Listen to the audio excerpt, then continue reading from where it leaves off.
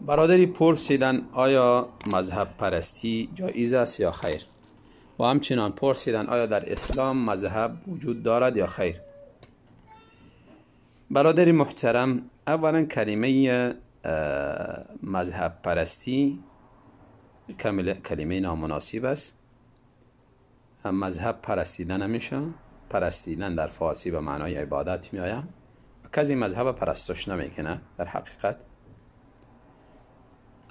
و پرستیدن غیر الله شرک است، ولو که مذهب بوده باشه یا شخص یا کدام مخلوق دیگری. هر چی که غیر از الله پرستیده میشه، پرستیدن غیر الله شرک است. و اما تعصبات مذهبی، در شک نیست که مراد اینجا تعصبات مذهبی است. تعصبات مذهبی حرام است، ناجایز است و گاهی هم به درجه کفر میرسه، و خصوص وقتی که دلایل شرعی کتاب و سنت برای شخص متعصب پیش شود، به این بهانه رد کنه که این حدیث در مذهب ما وجود نداره. این آیت علمای ما به این آیت استدلال نکردن و این آیت به این قسم تعویل کردن، به این قسم رد کنه، خطری کفر میرسه گاهی. و اما در اسلام آیا مذهب وجود دارد یا خیر؟ این بخشی از سوالتان. اگر مراد از مذهب اینجا اقوال علمای سلف، صحابه و تابعین و تبع تابعین بوده باشه، بلی انسان نصوصی کتاب و سنت را، به خصوص نصوصی متشابه را، مطابق فهم سلف میداند. خود مقید به فهم سلف باید بداند.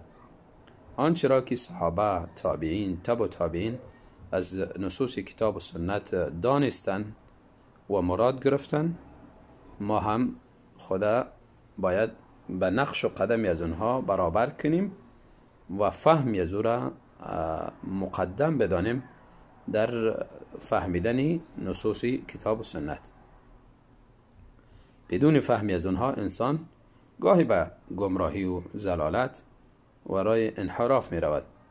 قسمی که خوارج در فهم نصوص به گمراهی رفتن و خود مستقل دانستن، و همچنان فرقه های دیگری در بعضی نصوص دیگری فهم خود مستقل دانستن، برای گمراهی رفتن. مرجئه و معتزله و همچنان جهمیه و روافض و غیره فرقه های دیگری.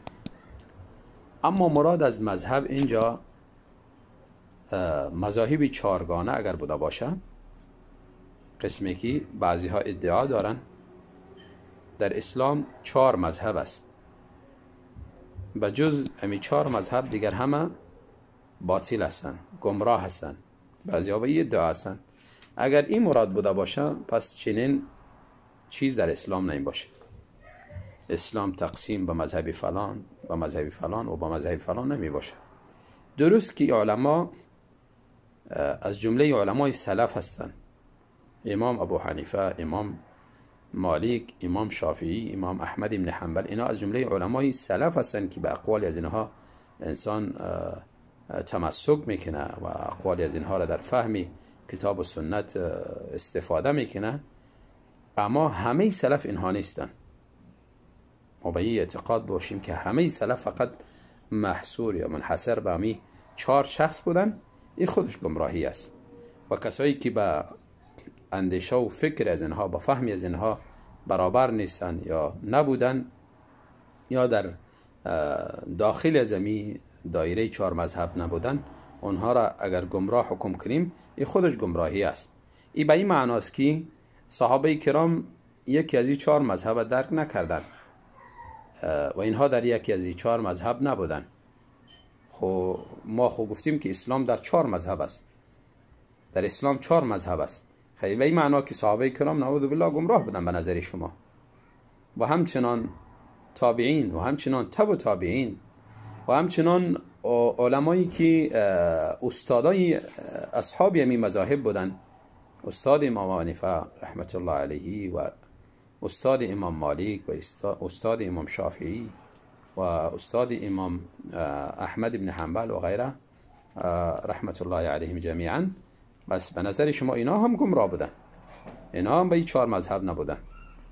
و همچنان محدثین بزرگ دیگری مانند امام بخاری، اسحاق بن راهوی، لیث بن سعد و سفیانان و علی بن مدینی و غیره علمای بزرگ دیگری محدثین، اینها به این 4 مذهب وابسته نبودن.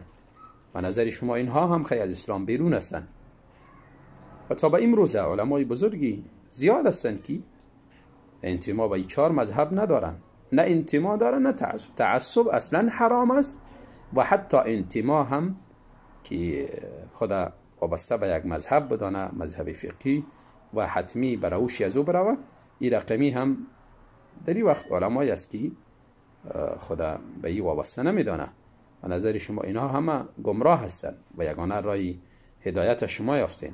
بلکه عکس، کسی اگر مسلمان ها را به یک مذهبی مقید میدانه که حتمی باید پیروی یک مذهب بکند و یا یکی از این مذاهب 4گانه را حتمی پیروی کنه، در حقیقت به یک راه گمراهی رفته.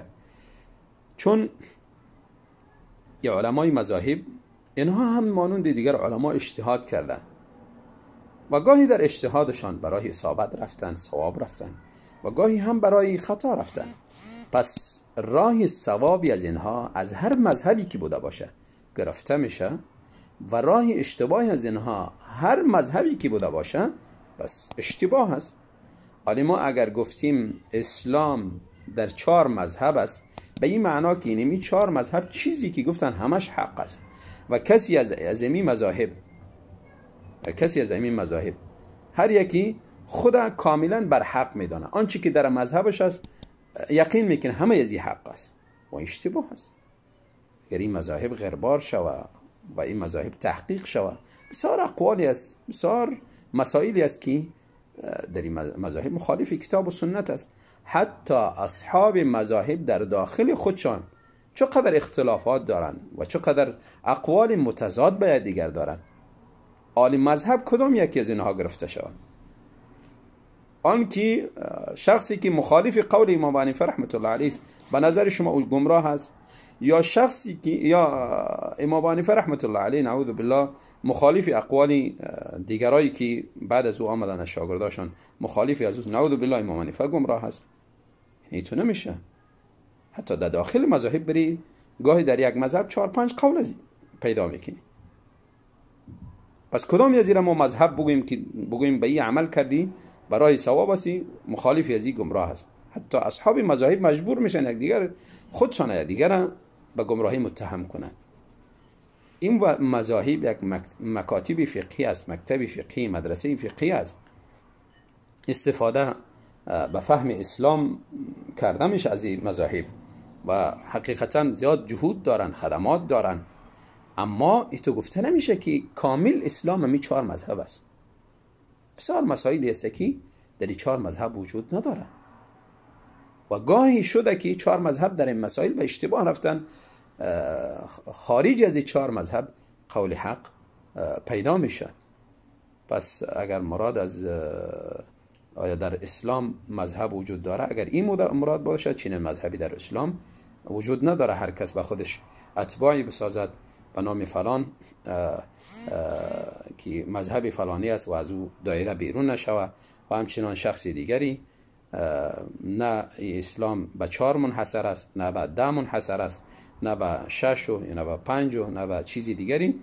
اسلام دین واضح است، کتاب و سنت دستور مسلمان هاست و امی کتاب و سنت در روشنی علمای بزرگی سابقین که در رأسی از اونها صحابه کرام، باز تابعین، باز تبع تابعین و باز علمای دیگری و همین اصحاب 4 مذهب که در حقیقت اینا مؤسسی مذهب نیستن و در بعدی ها مذهب به اینا نسبت داده شده، اینا هم از جمله همین سلف هستن و اقوالی از اینها حجت است، قابل قبول است در جایی که به نصوص شریعت برابری داره. در جایی که برابری نداره به توصیه های خودشان و قول از اینها گذاشته میشه، بلکه گفتن قول ما را به دیوار بگذارین. و بلکه امام مالک رحمت الله علیه قول زیبا و بسیار قشنگ دارن، فرمودن کل یؤخذ من قوله و یراد الا صاحب هذا القبر. هر شخصی غیر از رسول الله صلی الله علیه و سلم قولش گرفته میشه و رد کرده هم میشه.